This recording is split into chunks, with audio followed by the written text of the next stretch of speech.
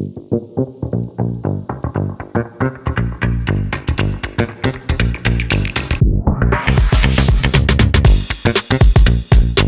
au Polysécure, épisode spécial Sécure. Je suis accompagné de Vanessa. Comment vas-tu? Ça va bien, Nicolas Loïc, et toi? Très bien aussi. On fait un retour sur ta conférence humaine, qui est un sujet qu'on affectionne bien de parler ensemble en plus. C'est ça qui est encore plus merveilleux. Sur lequel tu amenais l'essentiel de cette habilité-là qu'on n'a pas. Parce que tu as commencé à être très fort d'ailleurs, disant que toi-même, tu avais rencontré une situation conflictuelle dans un très vieil emploi dans lequel vous n'étiez pas capable de vous comprendre. Donc, tu es parti de celle-là pour nous amener à voir l'importance de ça. Ça a été très bien reçu par ailleurs parce que les gens vivent beaucoup ce que tu vis aussi.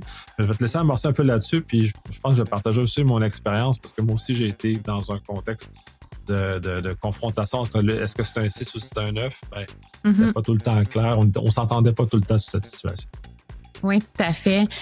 D'entrée de jeu, j'ai commencé ma conférence en disant que souvent, dans le domaine de la cybersécurité, on parle de l'humain comme le maillon le plus faible. C'est quelque chose qu'on entend beaucoup. Puis moi, ce que j'ai mentionné, c'est que je préférais parler de l'humain comme le maillon le plus complexe. Et je trouve que ça met bien la table parce que l'être humain, il est complexe, mais il est complexe aussi dans son mode de fonctionnement, son mode de pensée, dans ses perceptions. Mais quand on travaille dans des domaines techniques comme les nôtres, on a tendance à l'oublier, ce volet humain-là. Puis, de par tes expériences, de par mes expériences, on se rend éventuellement compte que c'est fondamental pour éviter les conflits de perception. Je sais pas si c'est la sagesse qui parle, mais au début de ma carrière, j'ai beaucoup été dans ces conflits-là, justement. Je pense que, veut pas, quand on débute, on veut aussi amener sa crédibilité, asseoir sa crédibilité, démontrer son expertise. Mais ce qui arrive, c'est qu'on se met en mode convaincre. Donc, souvent, essayer de convaincre l'autre à quel point nous, on a raison et que potentiellement, lui, il a tort. Et c'est là où ce qui arrive finalement, c'est que ça crée des fermetures. Ça crée des discours de sourds. Une des anecdotes que j'avais racontées, c'était avec notamment la définition de renseignement personnel. Donc là, si on remonte à il y a plusieurs années, c'était peut-être un peu moins compris où il y avait plus de distinctions selon la discipline dans laquelle on venait. Et moi, j'avais énormément de débats là-dessus. Puis d'un point de vue juridique, ça m'irritait énormément parce que je me disais, voyons, les gens sont bien incompétents. Est-ce qu'ils font par exprès? Et jusqu'au jour où je me suis rendu compte que c'était pas du tout la bonne approche parce que j'ai commencé à avoir une conversation avec quelqu'un puis je me suis rendu compte qu'on parlait pas le même langage. Donc, d'où l'allusion avec le 6 versus le 9, deux personnes qui regardent un 6 et un 9, puis tout dépendamment de l'angle qu'on le regarde, ça peut être un 6 ou ça peut être un 9.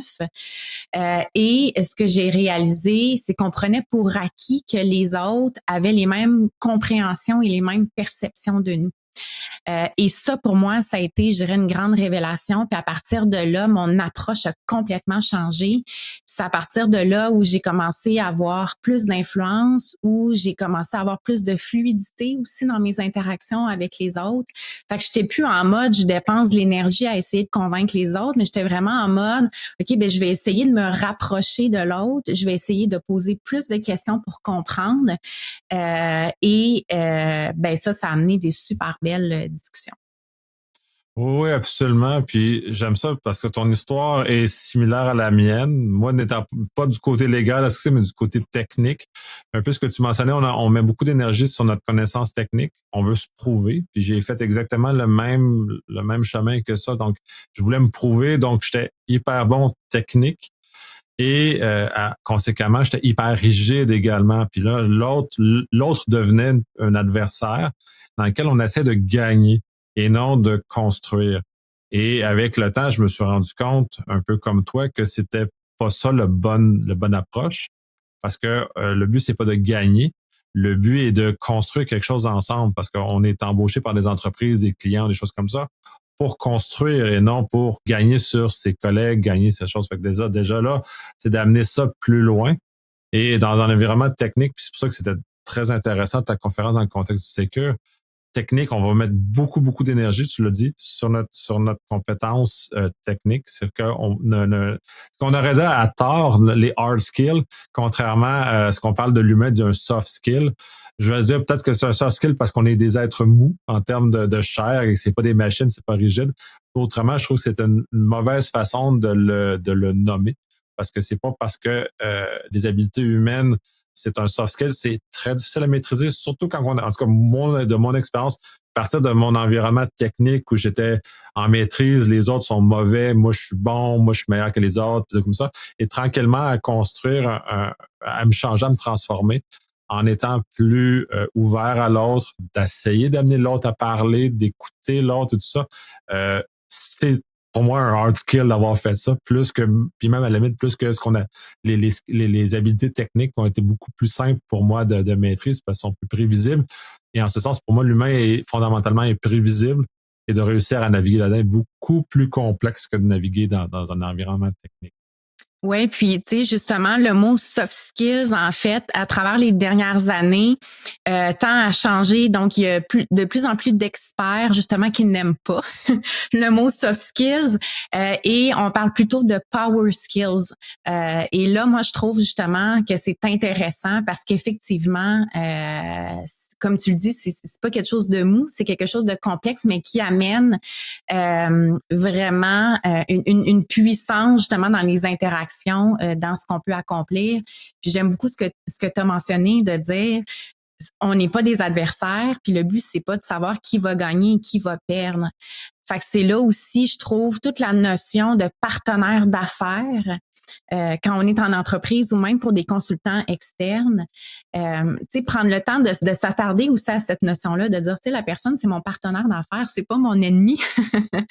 Donc, il y a ce changement de mindset-là aussi là, également. Puis, tu sais, en relation d'aide, à la base, ce qu'on vient dire, c'est que on doit aller rejoindre l'autre là où il est. Et donc, pour moi, quand on fait des interventions, que ce soit en conformité, cybersécurité, ben je trouve que les mêmes principes devraient s'appliquer, c'est-à-dire comment je peux aller rejoindre l'autre là où il est avec ses connaissances, avec ses perceptions, pour créer ce terrain-là fertile pour avoir des échanges qui vont faire en sorte effectivement qu'on va pouvoir collaborer puis co-créer ensemble. Donc, ultimement, je pense que c'est là où tout le monde va être gagnant-gagnant, là. Oui, puis j'ai même une anecdote de ce que tu relates. Ça me rappelle une anecdote particulière. J'avais eu un collègue consultant, on était tous les deux dans le même mandat. On avait des discussions autant sur le travail qu'un peu à l'extérieur du travail, sur des projets personnels, des choses comme ça. Et dans un élan de désespérement de la personne, elle dit on peut jamais gagner avec toi en parlant de moi. Moi, je dis le but de la conversation n'est pas de gagner, le but c'est de m'enrichir. Fait que de cette conversation-là, je ne cherche pas à gagner. Lui, clairement, il cherche à gagner, mais je cherche à enrichir personnellement de ce que tu vas m'apporter. Et donc, chaque conversation, pour moi, elle est gagnante parce que je me suis enrichi à travers cette conversation-là, parce que ça a changé mes points de vue, m'a fait avancer, ça m'a fait voir d'autres choses, ça m'a fait acquérir de nouvelles connaissances. Donc, j'avais toujours cette avancée-là, mais pour cette personne-là, elle avait besoin de prouver quelque chose, malheureusement pour elle. Puis j'avais essayé un peu à ce moment-là de lui dire, ben non, on gagne à discuter, c'est pas et puis attends, moi c'est match nul parce qu'il n'y a pas de gagnant dans ces conversations-là au sens l'argument est plus fort que l'autre. Mm-hmm. Il n'y a pas d'argument plus fort que l'autre. C'est l'amélioration. Ça revient aussi un peu, puis c'est un des aspects de la conférence qu'on avait abordé, le storytelling, qui est un élément très important. Puis on le voit aussi beaucoup, surtout ces temps-ci dans la sphère publique, beaucoup, où on a des discussions où tout le monde est campé, tout le monde est polarisé.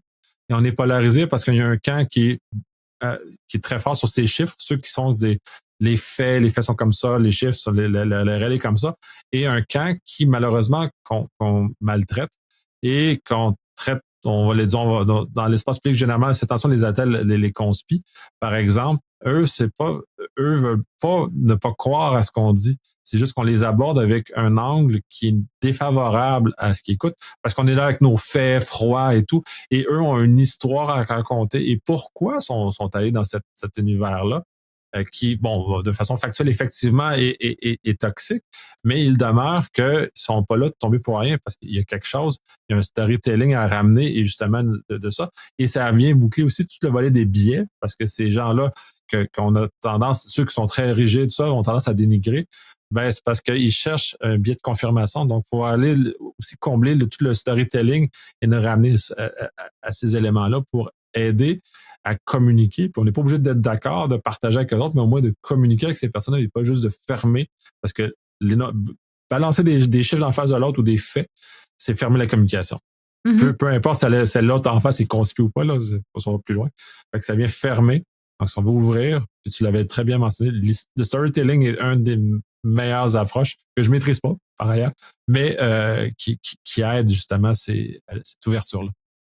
Oui, effectivement. Puis, tu sais, juste pour rebondir sur un élément que tu as mentionné, le but, c'est pas d'être d'accord ou de pas être d'accord. C'est-à-dire, c'est correct de se challenger, mais c'est de garder cette ouverture-là, notamment au niveau de la diversité des idées. Fait que tu en as parlé, on a tous des biais cognitifs et les dernières études démontrent que c'est tellement ancré que, je veux dire, on peut pas les éliminer, ces biais cognitifs-là. Ce qu'on peut faire, par contre, c'est plus on se renseigne sur le sujet, plus on peut en prendre conscience.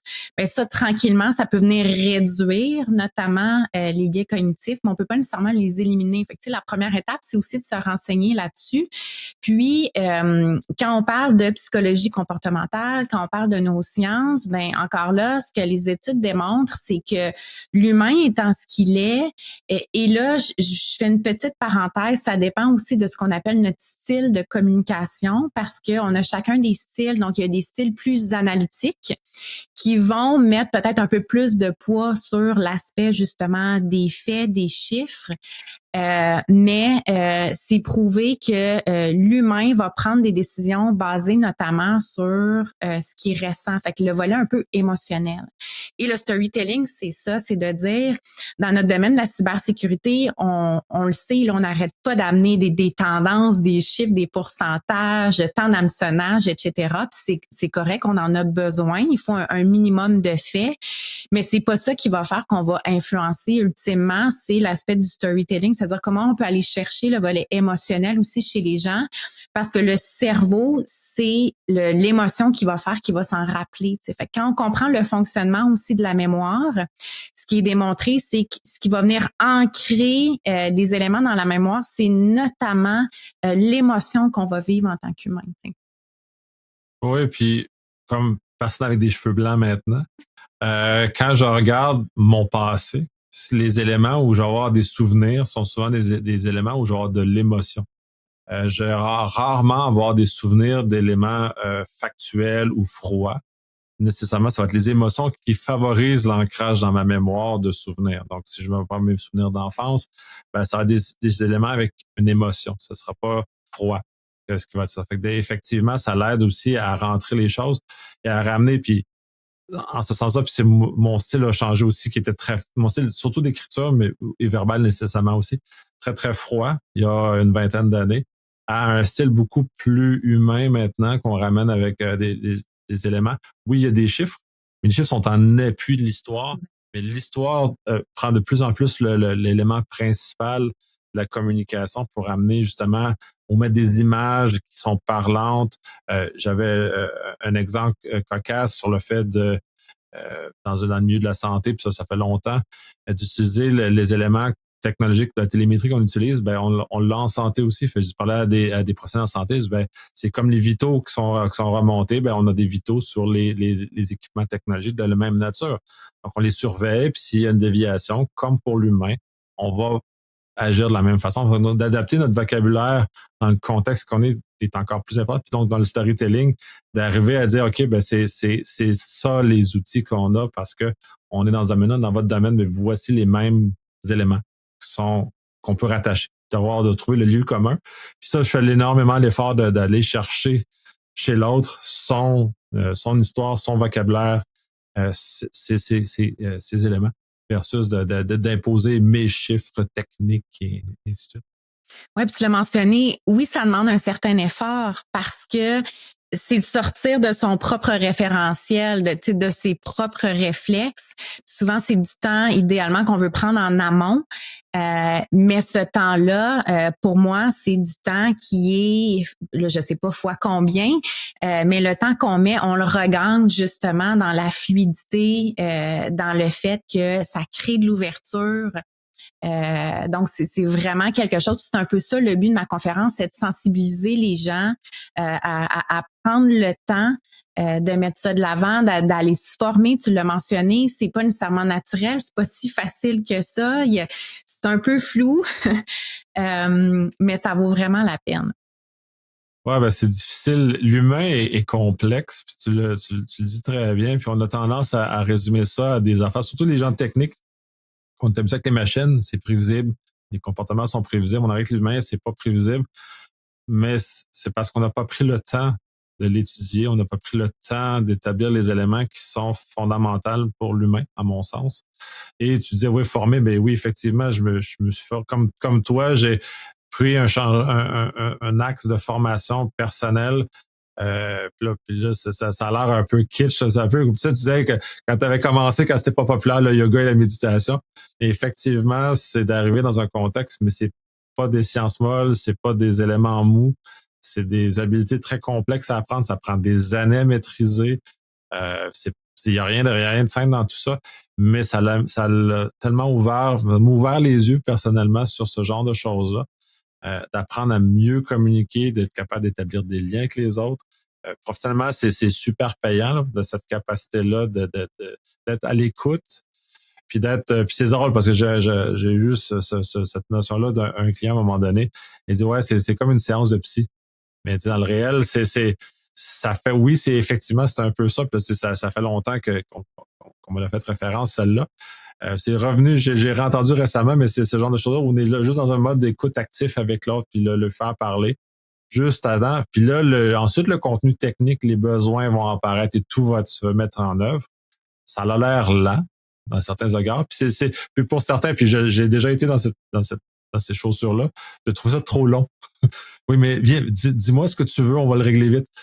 Les humains sont pas tant. Il y a un petit préambule qui est nécessaire en fond, c'est pas se faire à côté sur le bord de la rue puis se faire garager quelque chose. Ben non, on a un préambule, on dit bonjour, on demande comment ça va, qui est le rituel qu'on doit apprendre puis qu'on oublie souvent au travail et plus particulièrement en technologie. Là.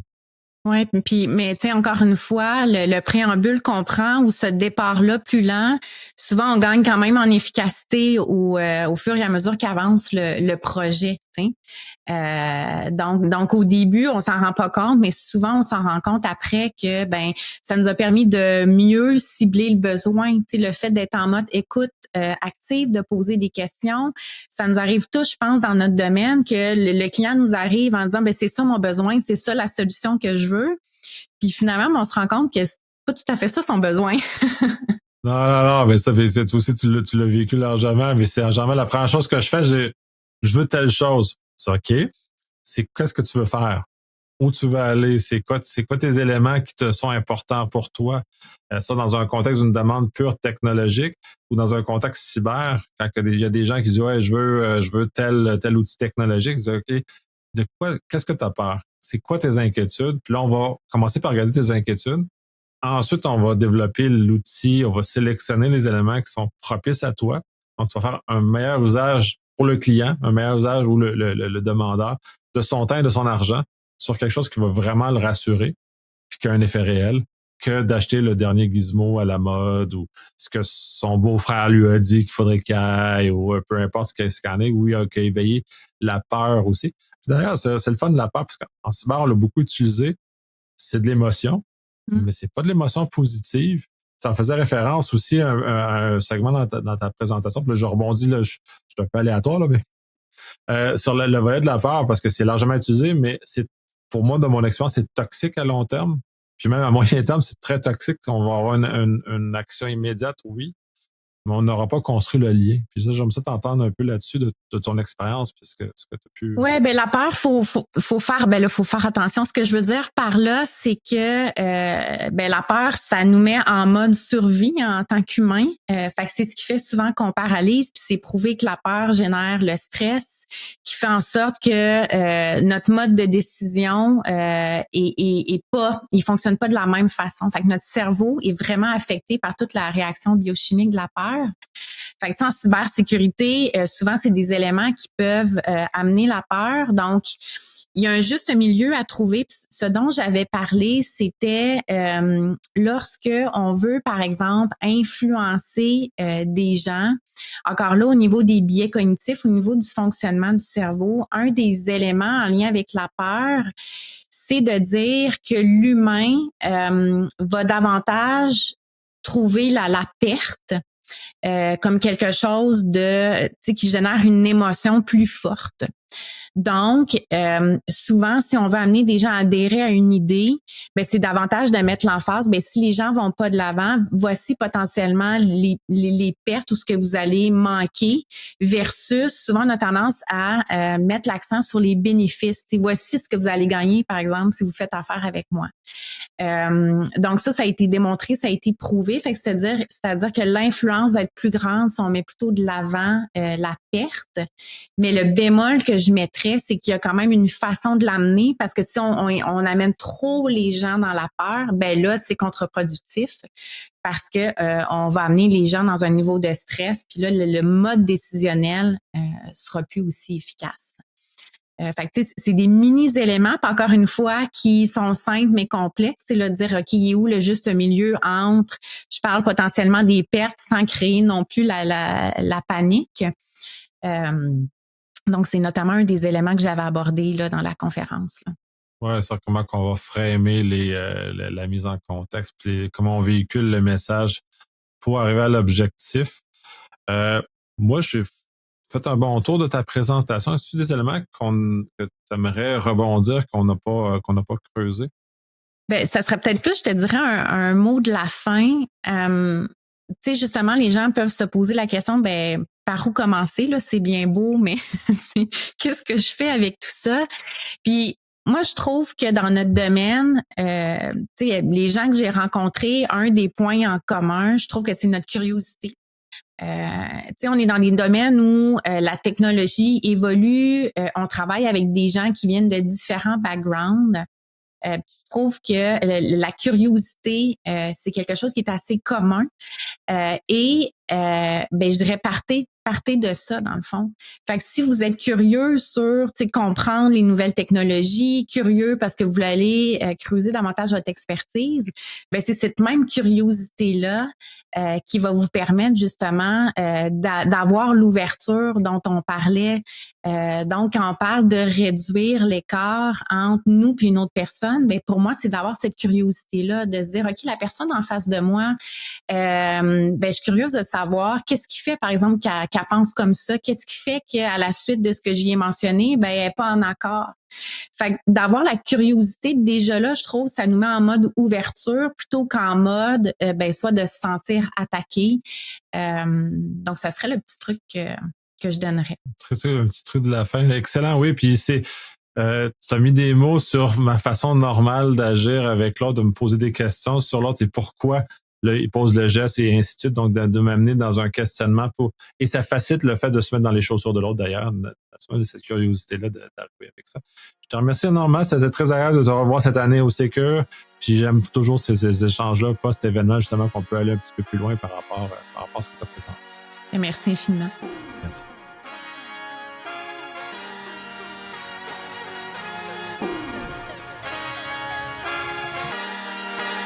We got it.